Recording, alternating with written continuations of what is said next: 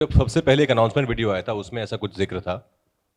तो अगेन वो देखिए, टीजर मैं नहीं काटता हूँ, ट्रेलर मैं नहीं काटता हूँ, मैंने अपना काम किया है फिल्म में। तो पीछे वजह सिर्फ यही थी कि वो दौर जो था वो ब्लैक एंड वाइट का था। अगर आपकी कोई सतरंगी यादें हों लॉकडाउन की या कोरोना काल की तो मुझे बताइए। तो जो आपदा होती है वो भी किसी वर्ग, वर्ण या जाति या धर्म या देश काल परिस्थितियों को नहीं देखती, वो सिर्फ आपदा होती है। और उस आपदा के संपर्क फिल्म ना कहें, क्योंकि कोविड काल से आप भी ग्रसित रहे हैं और पूरा का पूरा विश्व ग्रसित रहा है। तो ये आपकी भी फिल्म है।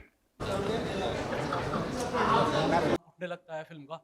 और साथ ही इस फिल्म के साथ है, पहला ट्रेलर आता है तो जब हम मोदी जी की आवाज़ सुनते हैं तो हम उस जोन में चले जाते हैं कि 2021 और 2020 लॉकडाउन के दौरान हमारी ज़िंदगी में क्या हुआ था, बिल्कुल वही फील होने लग जाता है। फिर जब 12 दिन बाद ट्रेलर प्राइवेट हो जाता है और नया ट्रेलर आता है तो मोदी जी की आवाज़ थोड़ी सी गायब हो जाती है और एक नई चीज़ सुनने के लिए मिलती है। तो सर, क्या मतलब आप देखते हैं उस ट्रेलर से इसमें बदलाव की क्यों ज़रूरत पड़ी? मतलब क्या, किस तरीके से आप उसको डिफाइन करेंगे? क्योंकि बहुत बवाल हुआ है जब वो ट्रेलर बंद होता है या प्राइवेट हो जाता है और नए ट्रेलर की तरफ। सर, हम तो प्रमोशन में बिजी थे तो हमें बवाल की जानकारी नहीं है। लेकिन इस बात का जवाब, to be very honest, I think इसका मेकर्स ही दे पाएंगे, है ना। क्योंकि मेरा तो वो ना मेरी वो जिम्मेदारी कि मैं ट्रेलर का ध्यान रखूं, मैं उसको डालूं या निकालूं, या वापस डालूं। तो आई थिंक आप मेकर से पूछेंगे जब भी अनुभव सर को मिलेंगे, आई एम श्योर जल्द ही मिलेंगे, तो उनसे आप पूछेंगे तो वो बेटर बता पाएंगे कि ऐसा क्यों हुआ, कैसे हुआ। Hi sir. जी जी जी सर, सामने हाय। राजकुमार, आप बहुत स्मार्ट लग रहे हैं फर्स्ट ऑफ ऑल। दिल्ली आते ही थोड़ा ऐसा नूर आ जाता है चेहरे ग्लो पे। आ जाता है चेहरे पे। सर, मैं जानना चाहता हूँ कि फिल्म का ट्रेलर पूरा ब्लैक एंड वाइट है, और तो क्या पूरी फिल्म ब्लैक एंड वाइट में क्यों रखी गई है? और दूसरी बात कि Z5 पर इसी सेम मुद्दे पर मधुर भंडारकर ने एक फिल्म बनाई थी लॉकडाउन, और काफ़ी अच्छा सब्जेक्ट था, उसमें काफ़ी स्टोरीज दिखाई गई थी, नॉट पर्टिकुलर अबाउट द जो इसमें दिखाया सब्जेक्ट भीड़ वाला। तो आपकी ये वाली फिल्म उस फिल्म से कितनी अलग होने वाली है?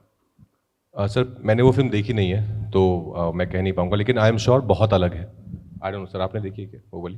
नहीं। तो आपको ट्रेलर से लग रहा होगा, आई थिंक मुझे लोगों ने बोला है कि काफ़ी अलग है, आपका जो ट्रेलर है वो काफ़ी अलग है।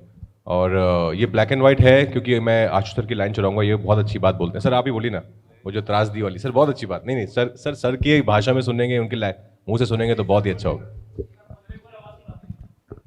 ये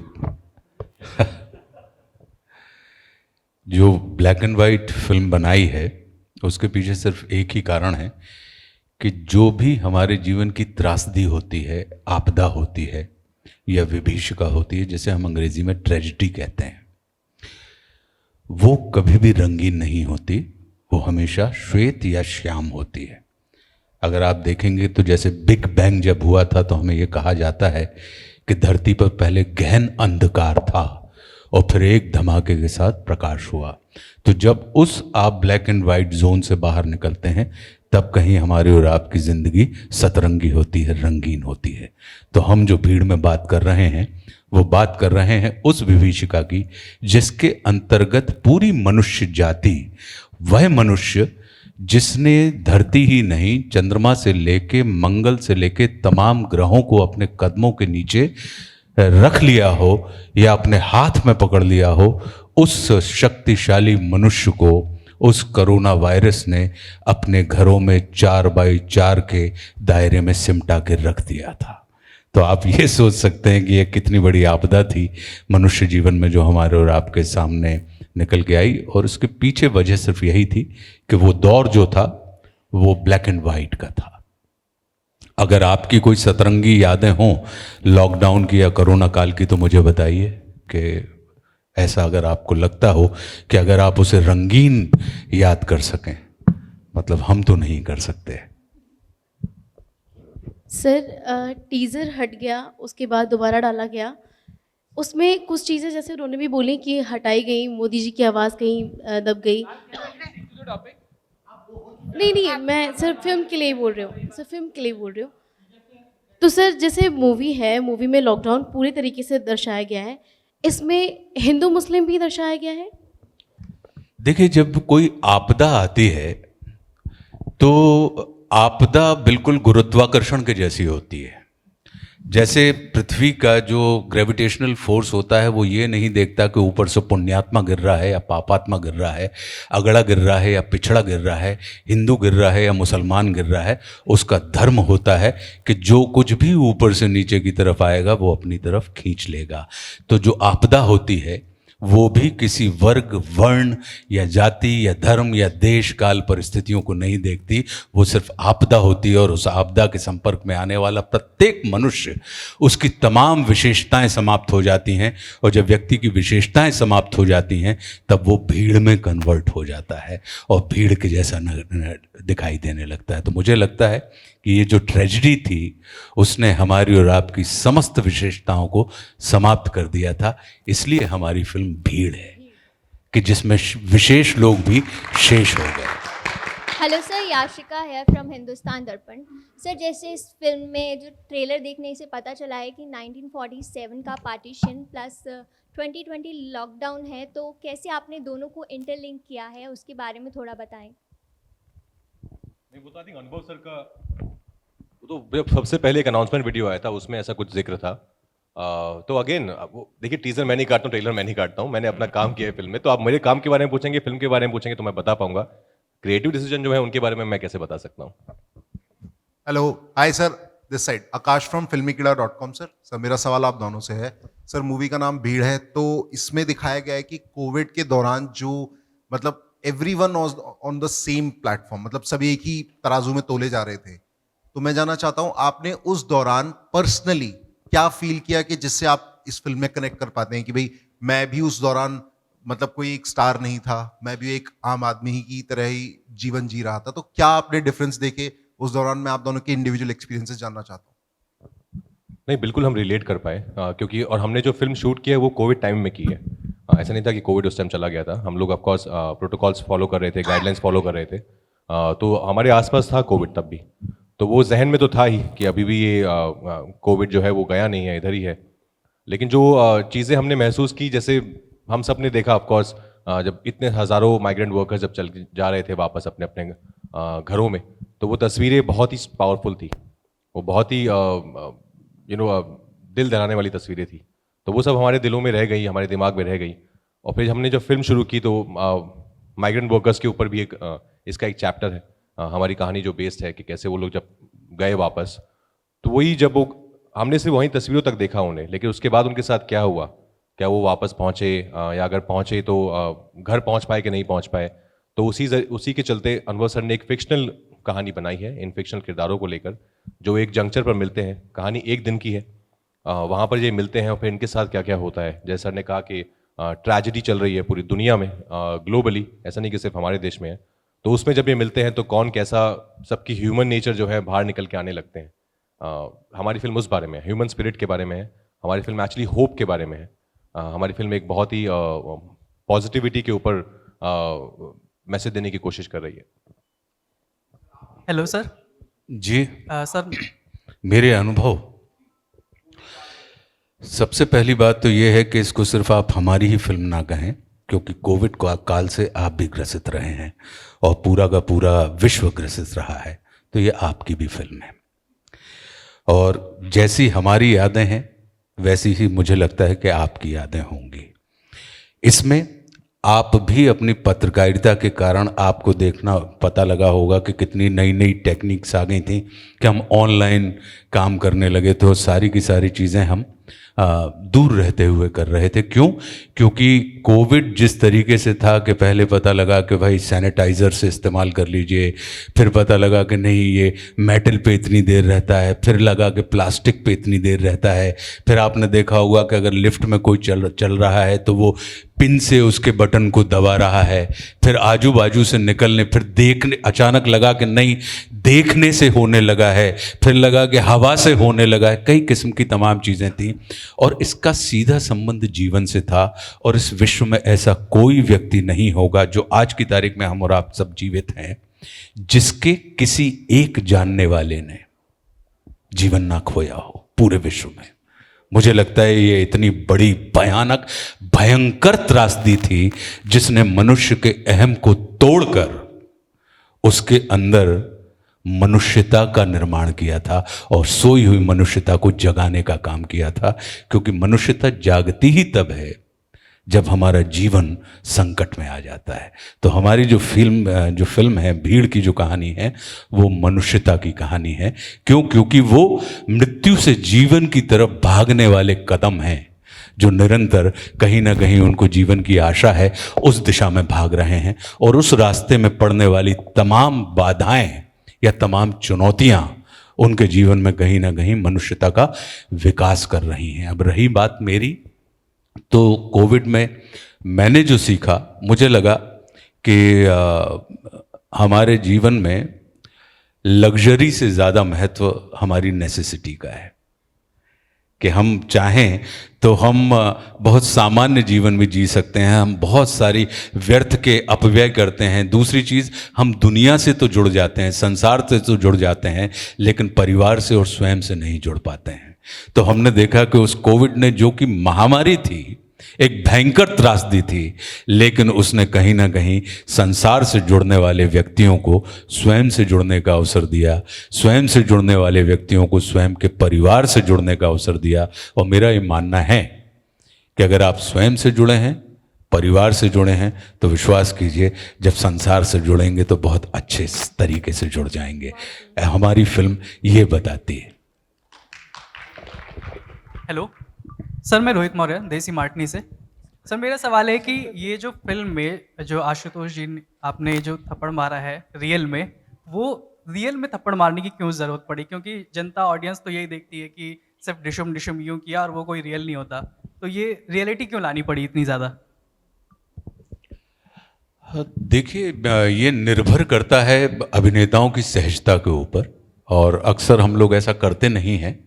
ये आप सही कह रहे हैं कि जितने भी हमारे एक्शन सीक्वेंसेस होते हैं उसमें एक एक्टर दूसरे एक्टर की बॉडी को टच भी नहीं करता है, लेकिन कभी कभी मौके की नज़ाकत के हिसाब से या शॉट की रिक्वायरमेंट के हिसाब से जब दोनों एक्टर सहमत होते हैं इसमें कि नहीं, वो इम्पैक्ट, क्योंकि एक ही शॉट में वो सीन होना है और होने के तुरंत बाद उसमें कहीं कोई बीच में कट नहीं है, तो आपको वो फिंगरप्रिंट भी यहाँ पर चाहिए है, और साथ में उस किस्म का एक थरथराता हुआ, जब आपने खाया है पिताजी से या मम्मी से? हाँ सर। खाया है? नहीं? अच्छा, तो जो झन्नाटेदार थप्पड़ के बाद मुझे बताओ कि आपके गाल की ये मसल्स हिलती थी कि नहीं हिलती थी? थोड़ी देर तक सन्न होता रहता था, और वो उसी मूवमेंट के लिए कभी कभी एक्टर जब अपने राजकुमार जैसे जो अभिनेता हैं, ये किसी भी किरदार की खाल में घुस जाते हैं। लोग बाल की खाल निकालते हैं, ये खाल में से बाल निकाल के फिर बाल की खाल निकाल के उसके अंदर घुसने वाले ये उतने निपुण अभिनेता हैं, तो इनके साथ तो ऑन द टोज रहना पड़ता है, और फिर इनकी रिक्वायरमेंट को मुझे लगता है कि पूरा करने के लिए कभी कभी आपको उन चीज़ों को करना पड़ता है। लेकिन ये होती तब है जब दोनों अभिनेताओं की सहमति हो, क्योंकि अक्सर पिटने वाला इस चीज़ को इनकार करता है, पीटने वाला तो तैयार रहता है क्योंकि उसको मारना है। लेकिन अक्सर ऐसा होता है हम अभिनेताओं में कि जिसको ब्लो लेना है या झापड़ लेना है वो सहज नहीं होते हैं। यहाँ पे केस में उल्टा था कि पीटने वाला सहज नहीं था, लेकिन पिटने वाला कह रहा था कि नहीं, आप मारिए, आप संकोच मत करिए, ये आवश्यक है, आप करेंगे, क्योंकि ये एक शॉट में होना है सीन। हमारी लाइट भी जा रही है, हमारी एक दिन की कहानी है, लाइट भी जा रही है, तमाम चीज़ें हो रही हैं, और वो जो इम्पैक्ट है वो शक्ल पे भी आना चाहिए, वो झापड़ का भी, ह्यूमिलेशन का भी, आक्रोश का भी, और अंदर का जो पैथोस है, करुणा है, जो इस किरदार की, जो इनका सूर्य प्रताप का जो किरदार है, उस किरदार की जो करुणा है, ये तमाम चीज़ें आनी चाहिए। तो मुझे लगा कि इसलिए एक बड़ा वैधानिक निर्णय लिया गया कि भाई अभी मतलब हम तकनीक का इस्तेमाल नहीं करते हैं, अभी हम आत्मा का इस्तेमाल करते हैं। Rajkumar and Ashutosh sir, hi, this is Radhika from the press trust of India. Trailer के अंदर आप राजकुमार, आपके किरदार से I think Pankaj Kapoor sir कहते हैं कि हीरो बनना चाहते हो क्या? आप ही कहते हैं। मैं कहता हूँ। तो ये हीरो की जो डेफिनेशन होती है, ये साल दर साल, युग दर युग चेंज होती रहती है। करंटली ऐसा माना जा रहा है कि शायद कॉमन मैन ही हीरो है आज ऑन स्क्रीन पे, तो आप दोनों का क्या ख्याल है कि आज के टाइम में हीरो की डेफिनेशन क्या है और क्या हीरो हमारे अंदर से ही आते हैं? बिल्कुल हमारे अंदर से आते हैं। देखिए, फिल्म लैंग्वेज में बात करेंगे तो हीरो की परिभाषा डेफिनेशन कुछ और है। हालांकि मैंने कभी उस टर्म को यूज़ नहीं किया हीरो। मुझे बहुत अजीब लगता है टर्म यूज़ करना कि मैं हीरो हूँ, मैं एक्टर हूँ। मुझे लगता है कि हीरोज़ जब सेकेंड लॉकडाउन जो हुआ था, जिस तरह से हमने देखा कितने सारे हम सब आपस में मिलकर किस तरह से एक दूसरे के लिए खड़े थे, तो मेरे लिए वो सब हीरो हैं। आई थिंक एक कोई भी इंसान जो दूसरे इंसान की ज़िंदगी में कुछ अच्छा बदलाव ला सकता है by might be doing a very small thing for the other person, I think he or she is a hero for me. तो वो हीरो है हमारे लिए आई थिंक। और जो बॉर्डर पे लोग खड़े हैं हमारे, वो हीरो हैं। हम सब तो एक्टर्स हैं, लेकिन हीरोज जो हैं वो सोसाइटी से ही आते हैं। सर आशुतोष जी, जी। आशुतोष जी इधर। अच्छा, आपको मेरी परिभाषा भी चाहिए। हीरो उस व्यक्ति को आप कहते हैं नायक, जो स्वयं से, जो स्वार्थ के नहीं परमार्थ के लिए काम करता हो, जो स्वयं के लिए नहीं संसार के लिए काम करता हो, जो खुद का हित नहीं जगत का हित देखता हो। नायक वो होता है जो सत्ता के पीछे नहीं, जिसके पीछे सत्ता भागती है। सत्ता से मतलब मैं पॉलिटिकल से मत जोड़िएगा। सत्ता से मतलब होता है एक चमकती हुई शक्ति, जो समाज के पीछे नहीं, जिसके पीछे समाज चलता है, जो अपनी संपत्ति को समाज की संपत्ति मानता है, अपनी ऊर्जा को वो समाज की ऊर्जा मानता है। मुझे लगता है कि ऐसे लोगों को आप नायक कहते हैं। और नायक जो होता है वो आम आदमी के अगर आप खास होना चाहते हैं तो आप आम हो जाइए, तभी फलों का राजा आम कहलाता है। बाकी आपने अमरूद को या बड़े वाले उसको खरबूज को जो इतना बड़ा है उसको नहीं कहा। फलों के राजा को आपने आम को ही फलों का राजा बनाया, क्योंकि वो इतना आम है इसलिए वो सबसे अधिक खास हो गया। आशुतोष जी इधर। सर आशुतोष जी, आपने जी। कोरोना के काल की जो त्रासदी आपने इसमें भीड़ में दिखाई, एक हिंदी बेल्ट के जितने भी लोग थे, भीड़ की तरह जो जिस तरीके से उनका रेला चला, वो एक फिल्म का कंसेप्ट बना हुआ है आपके हिसाब से। लेकिन उस आपदा में अवसर का भी लोगों ने फ़ायदा उठाया, बहुत सी चीज़ें इसमें आई, लोगों ने आपदा का अवसर भी उठाया। तो क्या उस अवसर को भी इसमें तलाशा गया है कहीं ना कहीं? कुछ काम आप भी तो करोगे या सब काम आप प्रेस कॉन्फ्रेंस में ही निपटवा लोगे? 24 तारीख आ तो रही है यार भैया, एक बार जाके आप कृपा करके। मैं तो ये कहता हूँ कि ये वो फिल्म है जो अपने घर परिवार और माता पिता और बच्चों के साथ भी जाकर देखिए। नहीं, आप जाके देखेंगे तब आपको पता लगेगा कि इसमें वो तमाम पहलू हैं या नहीं है। आशुतोष सर, मैं प्रीति हूँ इंटरव्यू वाली, और आप बहुत हैंडसम लग रहे हैं, आप लेफ्ट आउट ना फील करें, और आप जब बोलते हैं तो और भी हैंडसम लगते हैं, मन करता है आपको सुनते जाएं, इतनी डेप्थ है आपके अंदर। नहीं, मैं विश्वास कीजिए, मैं कभी भी अपने आप को लेफ्ट आउट महसूस नहीं करता हूँ, क्योंकि मेरा ये मानना है कि नाक में चमकने वाली नथ का अपना सौंदर्य होता है और गले में पहनने वाले हार का अपना सौंदर्य होता है। बहुत खूब सर। राजकुमार, आपसे क्वेश्चन है मेरा कि अपने आप में इंस्टीट्यूशन है आशुतोष जी, तो आपका क्या अनुभव रहा, आपने क्या क्या सीखा इनसे मूवी के दौरान, और कुछ टिप्स दी इन्होंने आपको, या कैसा एक्सपीरियंस? ये सवाल मुझसे भी पूछेगा। जी बिल्कुल, आप सर बता चुके हैं, इसलिए राजकुमार से अभी पूछना चाह रही हूँ। आशु सर, हम इनको प्यार से आशु सर बोलते हैं। मैं बहुत बड़ा फ़ैन रहा हूँ इनका। इनके तमाम जो काम है मैंने सब देखे हैं। और फिल्म पे हालांकि, क्योंकि जैसे हमने बताया कि लाइट कम होती थी, वक्त बहुत कम होता था, तो वहाँ पर हम लोग, मैं जैसे आप इनको सुनते हैं ना, तो ऐसे हम भी बस बैठ जाते थे कि सर आप बोलिए, बस हम बस सुनना चाहते हैं, क्योंकि वो इतना अच्छा बोलते हैं, इतना नॉलेज, इतना ज्ञान है उनके पास। तो मैं एज ए स्टूडेंट उनके सामने बैठ के बस उनसे सुनते हैं हम लोग, और स्पेशली जब ये और अनुभव सर साथ में होते हैं, तो बस इन दोनों की बातचीत को आपको सुनना चाहिए, बहुत कुछ सीखने को मिलता है। एज एन एक्टर आप देखें कि इस फिल्म में आशु सर ने इतना अलग काम किया है ना। हमेशा अच्छा काम करते हैं, लेकिन इस फिल्म में आपको बहुत ही अलग आशुतोष राणा देखने को मिलेंगे। इन्होंने बहुत ब्रेक किया अपने आप को इस फिल्म के लिए। आसान नहीं है। आई थिंक जिस तरह का किरदार है वो बहुत ईजी होता है, उससे हम कई बार just to go with the flow के एक सीनियर हैं और उनकी एक अथॉरिटी है। जिस तरह से उन्होंने उसमें एक बहुत अपनी तरीका का ह्यूमर भी डाला है, जिसको आपको समझ नहीं दिया आपको कि आपको इस बात को बुरा लगना चाहिए कि आपको हंसना चाहिए। आई थिंक वो सब इनका योगदान है। इतने प्रतिभाशाली, एक तो उनके साथ बैठती बहुत हिंदी निकलती है, ये एक बहुत कंटेजियस है। इतने टैलेंटेड हैं और दुश्मन हो संघर्ष से लेकर भीड़ तक मैंने सिर्फ सीखा है इनसे कैसे परफॉर्मेंस देनी है, कैसे काम करना है और कैसे बाकी चीज़ों की नॉलेज होना भी लाइफ में बहुत ज़रूरी है। Rajkumar sir, I second on you. Hello everyone, I am Deepika from news 18।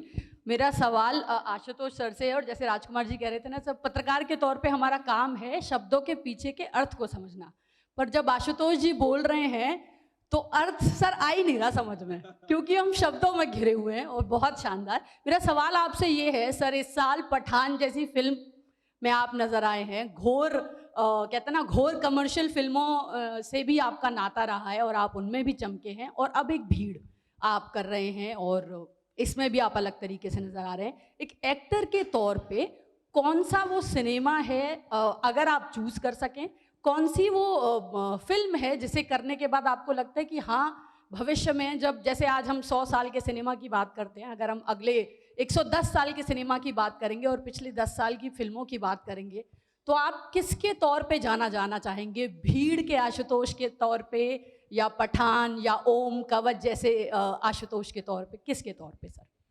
मैं अखंड विश्वास करता हूं कि हमारे बुंदेलखंड में कहा जाता है कि जात जात की जात है और जात जात में जात, अभिनेता जात अजात है वह सब जातन में जात। तो मैं एक भारतीय अभिनेता के रूप में अपने आप को जाना चाहूँगा। मैं चाहूँगा कि हर अभिनेता की ख्वाहिश होती कि उसके द्वारा अभिनीत किए गए प्रत्येक किरदार सिर्फ उसकी स्मृति में न रहें, बल्कि उन दर्शकों की स्मृति में भी रहें जिन दर्शकों, क्योंकि क्या होता है कि हम लोग निर्मिती हैं और दर्शक निर्माता होता है। तो निर्मिती को अपने सौंदर्य की जानकारी नहीं होती, निर्माता को अपनी निर्मिती के सौंदर्य की जानकारी होती है। और जब निर्माता अपनी निर्मिती के प्रेम में पड़ जाता है, उसको स्मरण में रखता है, तो हमारा आना भी सफल हो जाता है, हमारा जाना भी सफल हो जाता है और हमारा रहना भी सफल हो जाता है। तो हम यही चाहेंगे कि हमारा तो प्रत्येक किरदार एक अभिनेता के रूप में आप हमको प्यार करें, हमको स्मरण करें, क्योंकि जब आप देखते हैं तब हम देखने योग्य हो जाते हैं। जब आप अपने घर से चलते हैं तब हमारा घर चल पड़ता है। जब आप पैसे खर्च करते हैं तो हमें पैसे मिलने लगते हैं। तो कहने का अर्थ ये है कि आप विश्वास कीजिए, चाहे वो कोई भी नेता हो या अभिनेता हो, ये समाज की निर्मिती होते हैं। तो निर्मितियों को तो आनंद मिलता है कि अगर उसका निर्माता उससे प्रेम करे, उसको स्नेह दे, उसको समेट के रखे, उसको सहेज के रखे और उसका लगातार उसके ऊपर काम करता रहे, ताकि उसका सौंदर्य दिन प्रतिदिन और खिलता रहे।